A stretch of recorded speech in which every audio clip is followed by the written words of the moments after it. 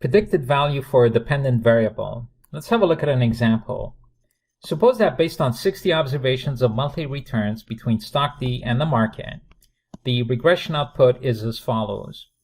So using our regression framework as a starting point right there, what we're going to do is we're going to tweak this in order to reflect our particular illustration. So in this example, the dependent variable is the return on stock D, and the independent variable is the market return itself. So after inputting the data for those 60 observations, what the regression software does is it produces a value for B0 and the beta 1 in your regression expression. Now also assume that we are told the following, that the returns are expressed in decimal form.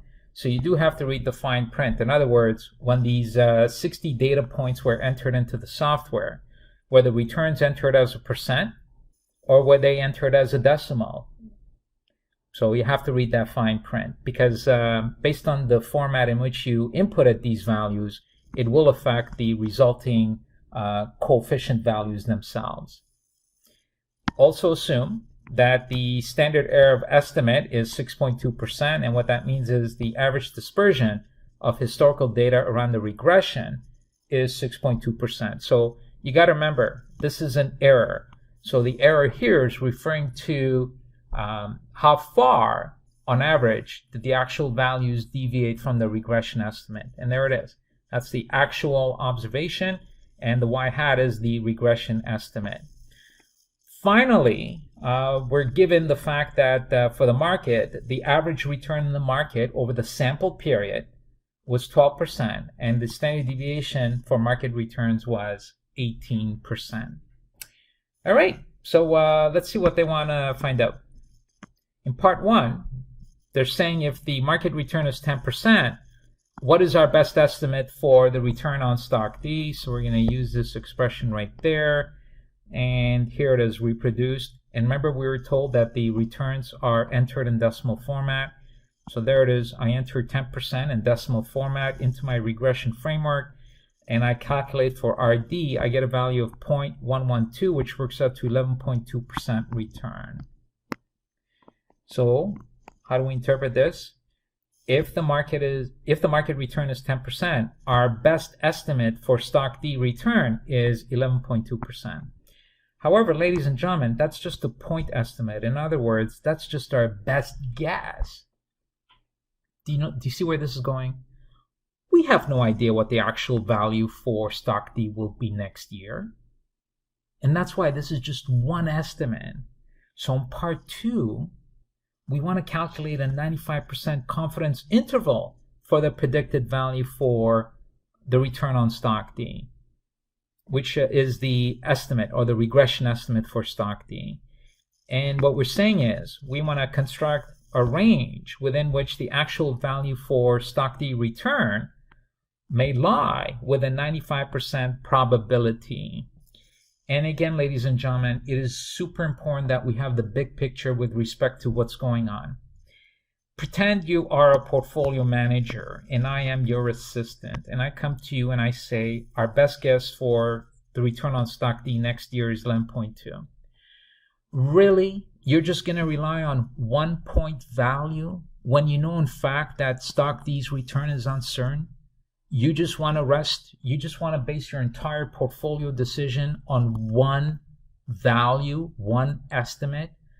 A rational portfolio manager would want to know a range of possible values for stock D. So that's what's happening here. Okay. So here's our best estimate or point estimate. And we want to construct a 95% confidence interval. In other words, we want this range will have a 95% probability of including having the actual value for stock D return next year. That's all it is. Now, if you want a 95% range, that means that there'll be 2.5% left on either tail. So the framework for confidence interval is as follows. We start with a point estimate, which is right there. And then we do plus or minus, so plus or minus. T critical. So T critical tells you how many standard errors do you need to move away from the middle in order to cover the required confidence interval? And then you specify the value of each standard error. So T critical tells you how many standard errors you need to move away from the middle, and then you have to indicate what the value of each standard error is. So let's do this step by step. Here it is. So first, our point estimate for the actual value for y is what our regression estimated. So this still is our best estimate. But then what we have to do is we have to calculate a range around this estimate, and that's where T critical comes in. So to find T critical, and again, the T critical tells you how many standard units you need to move on either side of your point estimate to cover that 95% range. So to get that range, we have to specify the degrees of freedom, which is equal to n minus k plus 1. Now the k is number of independent variables. And in this case, we only had one independent variable. And here it is. So here's our regression. This is our dependent, and there was only one independent variable, and that was the market return. Therefore, with 60 observations, and you got one independent variable, and then plus 1, so you get a total degree of freedom of 58.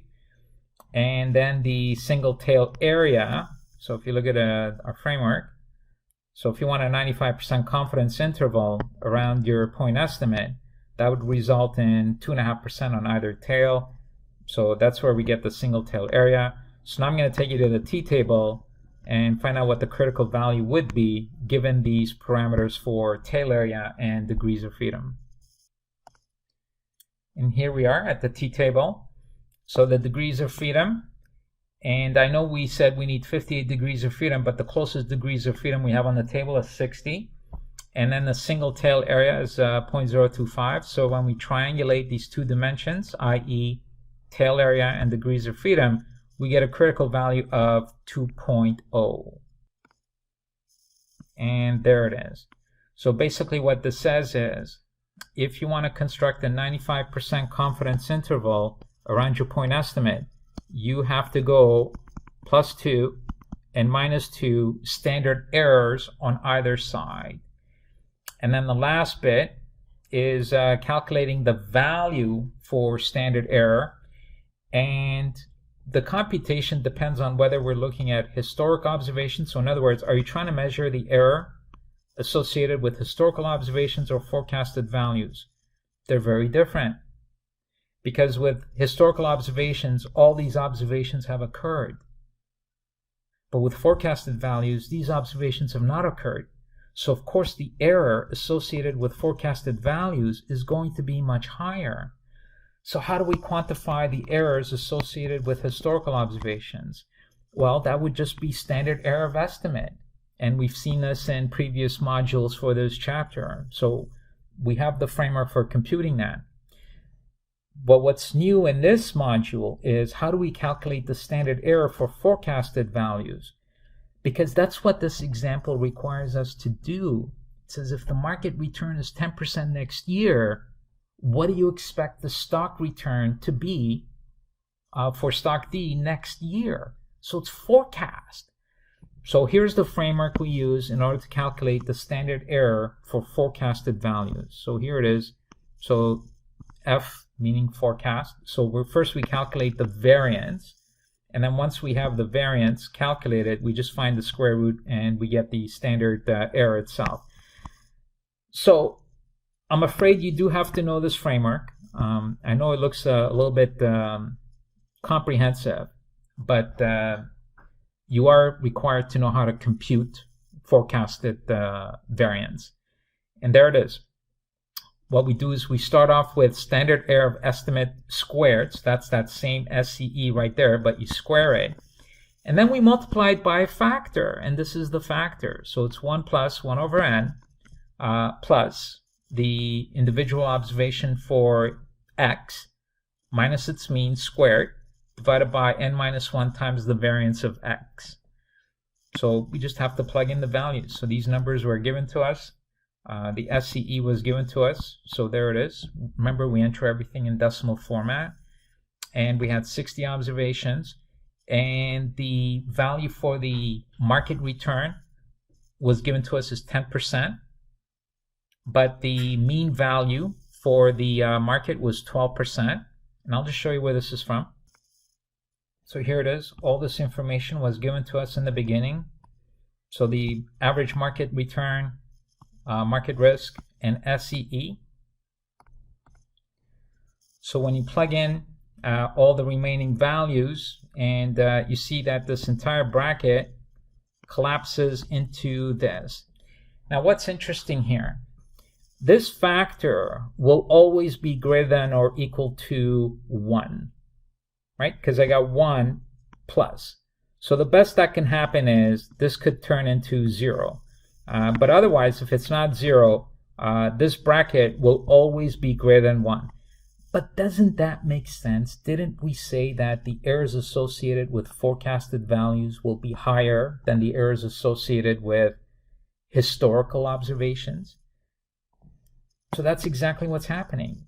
So finally, we get the singular value for the variance for forecasted errors, and then we find its square root, so we get that. So it's 6.252%.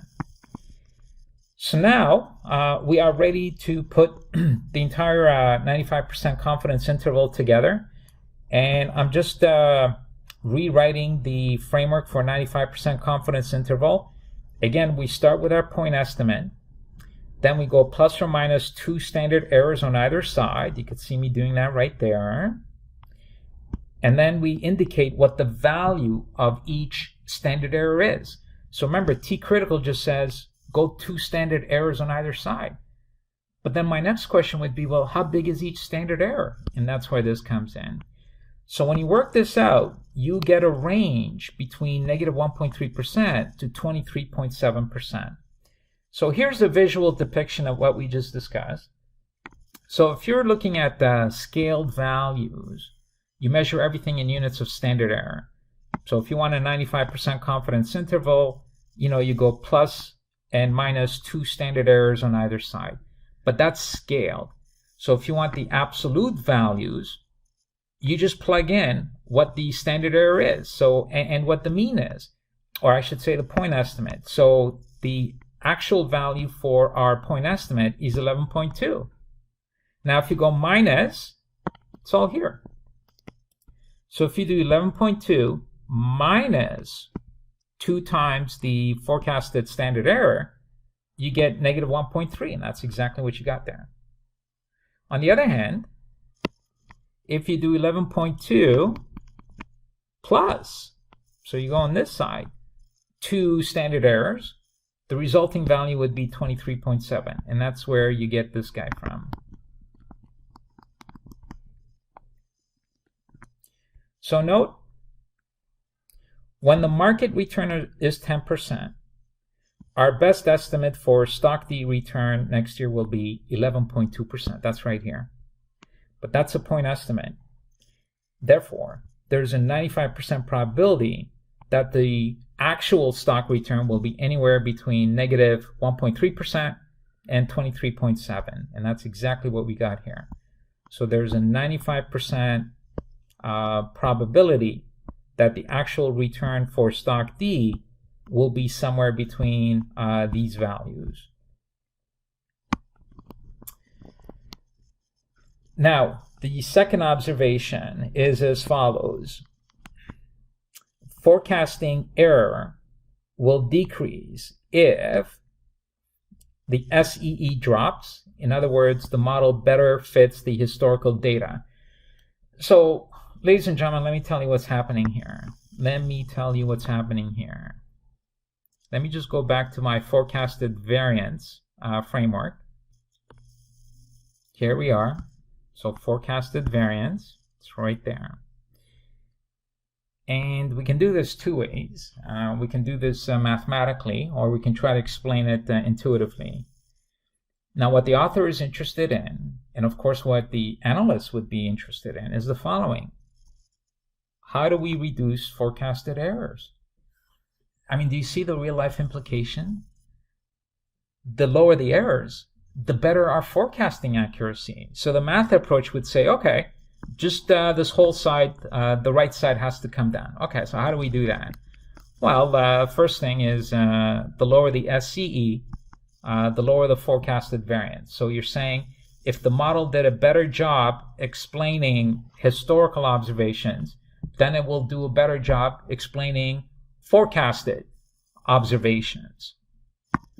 Great, that's math. What's the next thing? Well, N, right? So well, that makes sense too. Well, first of all, mathematically, as N increases, you could see denominators get bigger, therefore the term gets smaller and forecasted variance drops. But what does that mean intuitively? Well, the greater the sample size, what do you think is going to happen to your errors? The more observations you make, right? So the more data you have, the less errors that you will make, because you're basing it on a bigger sample, which means it's going to be a little more accurate conclusion. Finally, you can see that the closer the individual value for x is to its mean, what's going to happen to the numerator? In fact, in the extreme case, if x is exactly at its mean, then this whole term will be equal to 0, and it'll just be eliminated. And that too will cause the forecasted variance to decrease. So the explanation there is that the closer that x is to its mean, the more accurate our forecast will be. And just very quickly, why is that? Because remember, the average or the mean is expected to occur the most number of times. So the more extreme the observation for x, in other words, if x is further away from its mean, well, that's giving you the impression that this is an extreme event. And with extreme events, what do you think is going to happen to the errors? It's going to be higher. Now, the last variable in this framework is the variance for x, and we just take that as a given. So the author sort of treats that as a constant. They say that's just a given. So the only variables explaining what's happening to forecasted variance is standard error, sample size, and the actual observation for x, and how close it is to the mean. And that's exactly those same three variables that we discussed here.